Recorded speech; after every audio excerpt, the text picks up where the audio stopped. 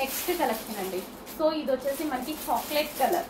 చాలా మంది వెయిట్ చేస్తారు చాక్లెట్ కలర్ అనేది. అసలు చెక్స్ లో కానీ డ్రెస్సెస్ లో కానీ అసలు దొరకదండి, rare colour. So rare colour అన్నప్పుడు మనకి దొరికినప్పుడు డెఫినెట్ గా తీసేసుకోవాలి కదా. So rare colour and regular గా యూజ్ చేయడానికి అయితే చాలా బాగుంటది.